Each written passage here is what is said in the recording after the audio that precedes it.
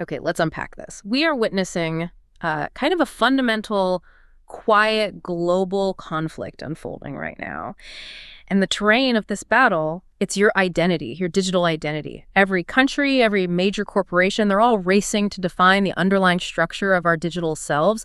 But, the path they choose dictates the very future of individual privacy and, frankly, autonomy. It's a huge deal. The central conflict here, it feels like a tension between efficiency and control. We all want, quick, streamlined access to services, health, finance, whatever.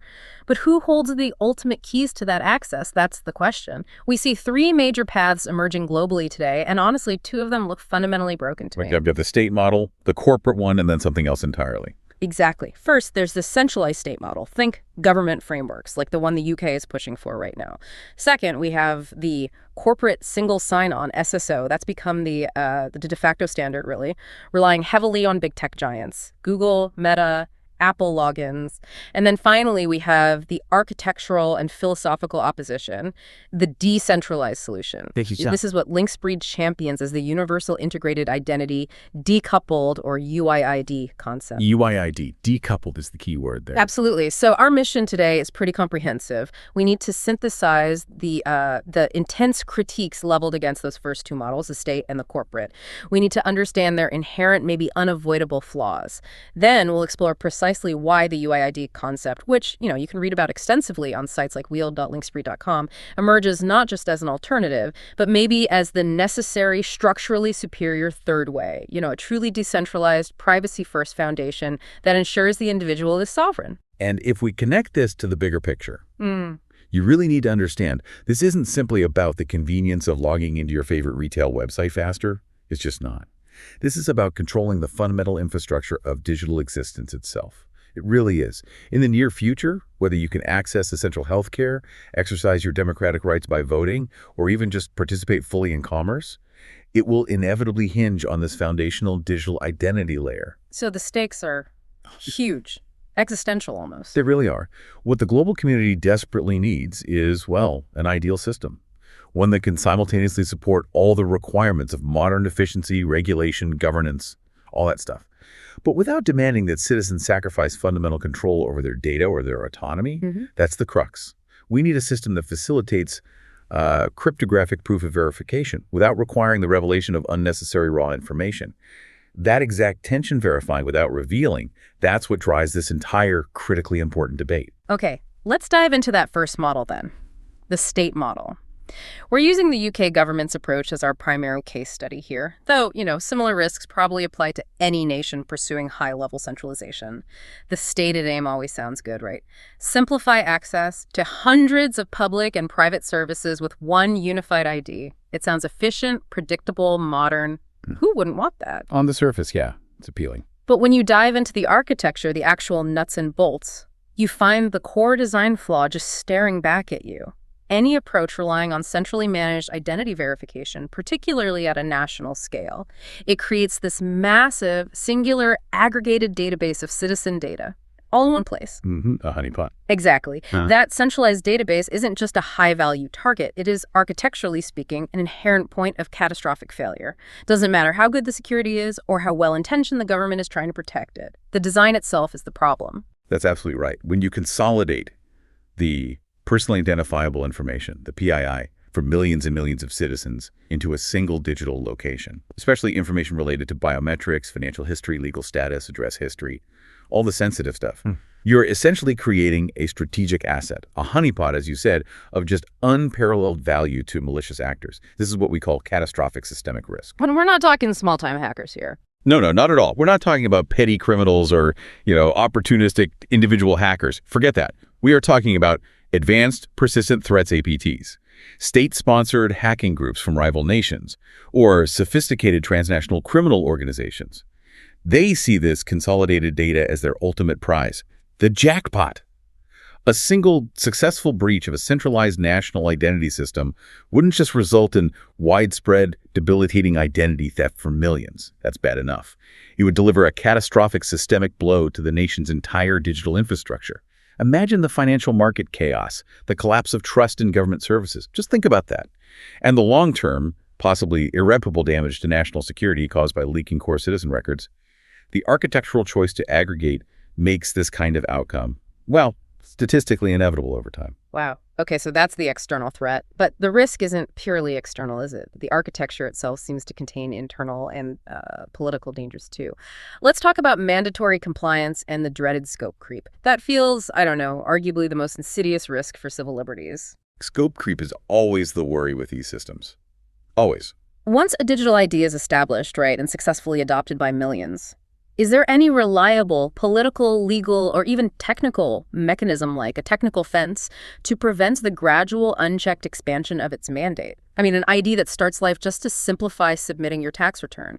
It can quickly be expanded, right? Where does that trajectory usually lead? Yeah, we see this pattern globally. An ID introduced purely for, say, administrative convenience quickly gains momentum. It just does. It can morph into being mandatory for casting a vote in national elections. That's a big step. Then maybe it gets required to access specialized, urgent healthcare services. And finally, it can become the default gatekeeper for using public transport or accessing simple municipal services. This is how a convenient tool metastasizes step by step into a universal digital passport for life. A digital passport for life. And critically, this centralization gives state authorities the technical ability to track and monitor citizens' physical and digital movements universally. That's the power it grants. If every interaction, whether it's filing taxes, visiting a hospital, riding a train, requires verification against that same central ID, the potential for surveillance and aggregation becomes comprehensive and virtually inescapable. It's the centralization itself that creates the technical possibility for universal tracking. And that concentration of tracking ability, that leads directly to the danger of enforced exclusion and, I suppose, political weaponization. I mean, concentrating the power to maintain, grant, or even revoke a foundational digital identity in a single central authority, that sounds like a perilous consolidation of power. It absolutely is. This centralized architecture inherently enables potential deplatforming or exclusion by the state. It's built in. Consider the implications. If your entire digital existence, your ability to bank, to receive benefits, to hold a job, maybe even to vote, is tied to that single national ID, that ID can be revoked, just switched off. And whether that revocation is based on political decisions or surveillance data that flags you as a person of interest or even just a massive unfixable administrative error, the consequence is the same. Digital and civic death. You're cut off. Digital civic death. Wow. This creates what is essentially a digital chokehold. It directly threatens fundamental civil liberties and democratic principles. The power structure shifts entirely. The individual becomes subservient to the administrative decisions of the central ID provider, which is, let's face it, inherently political. Okay, let's pivot slightly to one of the more technical failures of this centralized model, one that seems to directly violate core modern privacy principles: its inability to achieve data minimization. For listeners, maybe just a quick refresher. Data minimization is the principle that you should only share the absolute minimum amount of information necessary to complete any given transaction, nothing more. Right. And the centralized UK model, or similar models, fail this test inherently and structurally. It's baked into the designs. Let's take that simple transaction again. Age verification. A cinema website needs to confirm, prove you are over 18. Simple enough, right? Well, the centralized system, by its very design, requires the user to submit their identity credentials. These are then cross-referenced against the central government database to confirm their validity. Okay, so it checks back with the mothership. Exactly. And to confirm validity, the verifying party, the cinema website in this case, often needs to see, or at least have access to, underlying attributes. Things like your name, your actual date of birth, possibly even your current address. Even if the system just returns a simple, yes, this person is valid, the verification process itself often forces the sharing of far more personally identifiable information than the simple Boolean fact, age 18, that the service actually needed. So just to make sure I'm getting this, the centralized model can't just cryptographically prove the fact, like the age threshold. It has to reveal or process the source data, the actual date of birth, to confirm validity every single time. Why can't the central provider just issue, I don't know, a simple cryptographic certificate that just says age verified without revealing all the raw data? Well, because that certificate would still need to be traced back to the central entity. You need that to prevent forgery and check revocation status, right? And the inherent design of most centralized databases ties that certificate directly to the PII. They're linked. The system is designed for maximum data aggregation and control. It's optimized for the government's operational needs, the provider's needs, not for the citizen's privacy needs. This oversharing, this unnecessary exposure of PII in routine transactions is a fundamental architectural weakness of central aggregation. And honestly, it simply cannot be fixed without a complete structural overhaul. You can't tweak your way out of it. Okay, so the state model. Big risks. Centralized honeypot, stope creep, political weaponization, fails on data minimization. Not great. Now, having established those inherent risks, you might be tempted to look to the private sector for a solution, right? Seeking convenience over government bureaucracy. Makes sense. But when we pivot to the corporate single sign-on model, the SSO, we find the exact same architectural problem. Centralization. It's just repackaged with, a slicker user experience and much better marketing. Yeah, the shiny corporate version of the same underlying issue. Billions of people globally rely on these SSO services, Google, Meta, Apple. They dominate. It's incredibly fast, incredibly convenient. You click sign in with Google, boom, you're instantly accessing dozens of applications. Easy. But you are, perhaps unknowingly, trading that momentary convenience for something far more insidious. Pervasive, cross-site, persistent surveillance. And what's fascinating here is that the seamless convenience isn't an accidental feature. It's not a bug, it's the feature. It is the core intentional design meant to fuel a multi-trillion-dollar business model we call surveillance capitalism. That's what it's for. When you, the user, employee, sign in with Google to access a third-party application, a news site, a travel booking service, a fitness tracker, whatever, Google instantly gains visibility into that entire interaction. They see it all. Because you used their key to unlock the door. Precisely. This centralized identity acts as the ultimate aggregation point. It's the linchpin. It allows the tech giant to link that third-party behavior, your reading habits, your travel plans, your heart rate data from the tracker back to your primary profile. They aggregate this massive stream of cross-site behavioral data to construct increasingly comprehensive, detailed, and frankly, predictive models of you, your preferences, purchasing habits, potential future actions. This data is then monetized through maximally targeted advertising. That's the business. It is a business model that is structurally and fundamentally hostile to individual privacy, because the user's commercial value is directly proportional to the extent of their constant surveillance. The more they know, the more you're worth to them. And this leads to something equally dangerous, maybe in a different way. Massive identity lock-in, which has profound antitrust implications, right? We talk about it in vague terms, but what does identity lock-in practically look like for the average person? It's a huge barrier. It means that reliance on a single corporate ID entrenches market dominance. It just does. If you decide, say, you object to Meta's data harvesting policies, good luck switching.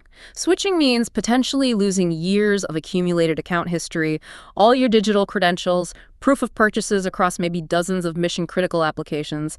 That switching cost is astronomical. You are digitally locked in. It's incredibly hard to leave. And because you cannot easily switch providers without basically losing your digital past. This lock-in stifles competition and digital innovation. It creates a moat around the giants. New, smaller, maybe privacy-focused competitors find it nearly impossible to gain a foothold in the ecosystem. How can they compete? The entry ticket to using the internet effectively becomes controlled by 2 or 3 corporate behemoths. It effectively cements an oligopoly built on centralized data access. The consumer loses because innovation is stifled, and privacy-preserving alternatives can never scale effectively against the sheer convenience and network effect of the centralized corporate giant. We also need to emphasize the behavioral linkability this creates. You touched on it. It completely eradicates the essential concept of contextual privacy. When we operate in the real world, we use contextual privacy automatically, right? Your identity as a medical patient is completely separate from your identity as an anonymous reader of obscure poetry forums online, hopefully. Your contexts are isolated. Yeah, that separation is natural and important. Corporate SSO logins destroy this separation completely. They're explicitly designed to be maximally linkable. That's the whole point. Yeah. Every single action you take across every website that uses that same corporate ID is instantly correlated back to your single, unified, comprehensive profile. This eliminates any chance of genuine pseudonymity or contextual separation. You can't be different people in different places online, not really. The system is designed to track you as the unified profile, always, everywhere, reporting back to the central corporate entity, whose financial incentive, remember, is to know absolutely everything about you. So ultimately, the core takeaway here is that the user in this centralized corporate model, You're basically a commodity. You're not a sovereign entity. The platform dictates the rules of engagement, they control the identity keys, the verification process, and crucially, the associated data streams. Precisely. You become subservient to the company's terms of service, which, let's be honest, nobody reads. And more importantly, you're subject to their evolving business needs. If they change their mind about what constitutes acceptable use, or if market pressures demand more aggressive data harvesting, you, the user, have minimal recourse. Your entire digital life is tethered to their centralized system. So since neither the state nor the corporate model secures genuine individual autonomy, and both rely on this harmful centralization, this raises an important question. What does true user sovereignty look like? And what architectural paradigm can actually deliver it? Okay, so that brings us finally to the third way. The Universal Integrated Identity Decoupled, or UIID, concept. This is the foundational solution proposed by Linkspreed, and it's designed to directly address the systemic failures of both those centralized models we just discussed. It does it by fundamentally reversing the architecture. Flipping the script. Exactly. The UIID establishes a single, globally unique digital identity that is completely decentralized and fully user-controlled. This is the definition of the self-sovereign identity, or SSI, philosophy. You own your ID. It is built from the ground up on rigorous privacy by design principles. And the key concept, it's right there in the name, decoupled. That decoupling is the absolutely critical component that we really need to spend some time dissecting. The architecture is indeed what defines its superiority. It's structurally different. UIID leverages the Decentralized Identity, or DD standard, W3C standard. This standard is crucial because it ensures the identity itself, the cryptographic root, the core of it, is managed and owned exclusively by the user. It's independent of any government, any bank, any large corporation. There is no central entity that holds the master key, and therefore there's no entity that can arbitrarily revoke or monitor the core identity structure itself. Okay, so the control is truly with the user. How does that work practically? Where does the stuff live? Right. At the center of the user's world is the identity vault. You should think of this not just as a digital locker, but as a secure, personal, cryptographic key store, like a highly certified digital wallet, but for your identity credentials. This vault holds the UIID core keys and any associated UIID aliases, which we'll get to. And inside this vault are verifiable credentials, or VCs. These VCs are digital cryptographic proofs of verification issued by trusted third parties, governments, universities, banks, employers.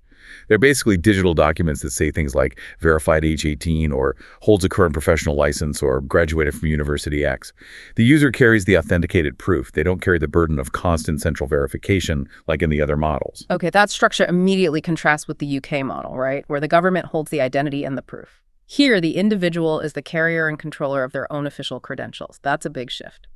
But let's address the elephant in the room that often accompanies decentralized technology, the ledger, the blockchain question. Ah, yes, the ledger. I know that the UIID framework relies on decentralized ledger technology, or DLT to some extent, but we just spent significant time criticizing centralization. Wait, doesn't putting anything on a public ledger create a new kind of risk? How can Linkspreed guarantee that the DLT won't simply become, a decentralized version of the centralized database clogged with PII? That is an excellent probing question, and it's a common concern. The answer lies in the highly constrained and extremely limited role of the DLT within the UIID architecture. It's used very specifically. The DLT is used only for two extremely minimal high-trust functions. That's it. First, to cryptographically register the unique UIIDs, making them universally discoverable public keys so people can find the public key associated with an identity. And second, to manage the revocation status of VCs. Has this credential been canceled? Okay, just those two things, registration and revocation status. Just those two. And critically, no. Personally identifiable information is ever stored on this public ledger. Ever. The DLT functions purely as a public trust anchor and a revocation list. Think of it like a public notice board.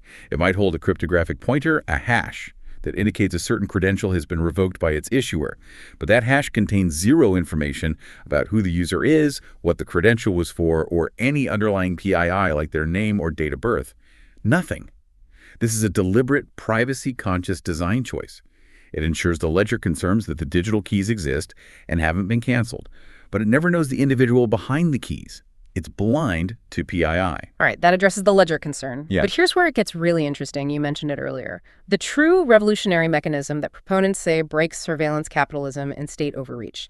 zero-knowledge proofs, or ZKPs. You called this the cryptographic engine for data minimization. For the listener, what exactly is a ZKP? And how does it fundamentally change identity verification compared to the old ways? ZKPs are truly a marvel of modern cryptography. They feel almost like magic, but it's just math. And they are the key component of the UIID concept's privacy promise. Think of it this way. A ZKP allows the user to cryptographically prove a specific fact about a stored credential, which is sitting securely in their identity vault without revealing the underlying raw data itself. Prove something without showing it. How? Imagine you have a locked safe containing your birth certificate. In the centralized system, you have to open the safe and show the document to the verifier every single time, revealing everything on it. With ZKP, the user performs a complex mathematical calculation using their credentials, their private keys, and the credential itself. That calculation generates a simple, verifiable proof, a small piece of data. This proof confirms with mathematical certainty that the statement "I am over 18" is true based on the digital signature of the authority that issued the birth certificate credential.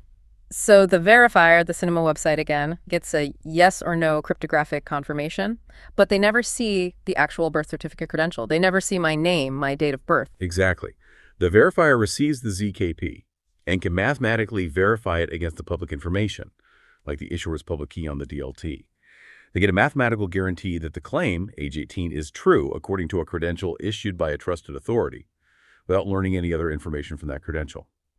This is the fundamental difference that breaks linkability and enables true data minimization.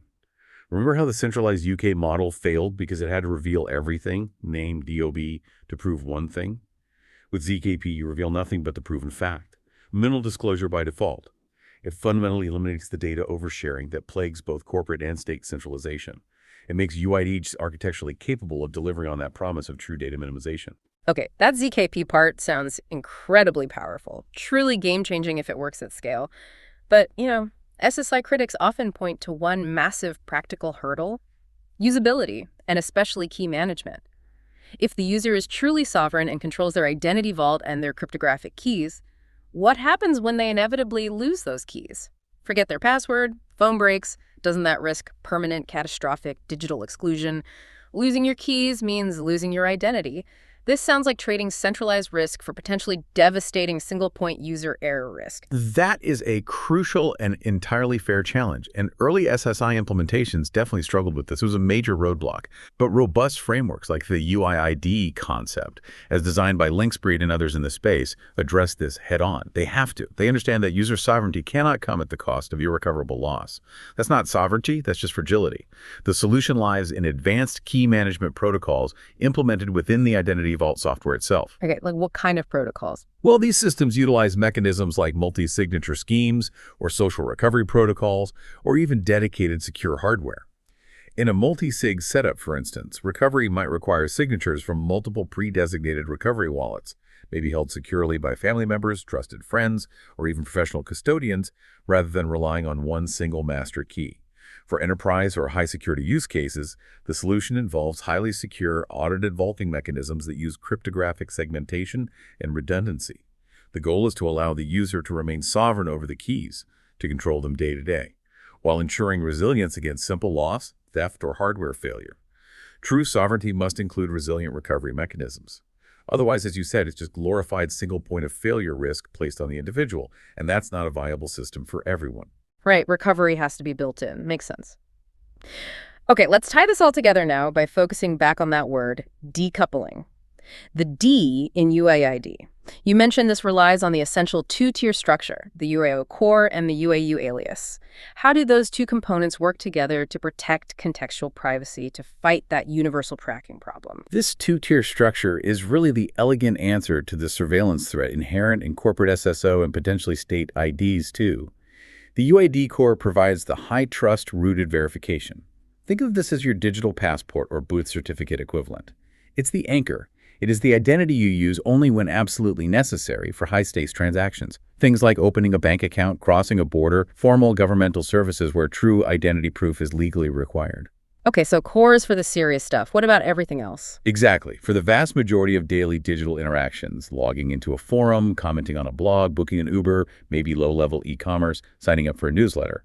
For all that, you use a UIID alias. So the alias provides the necessary low-trust pseudonymity.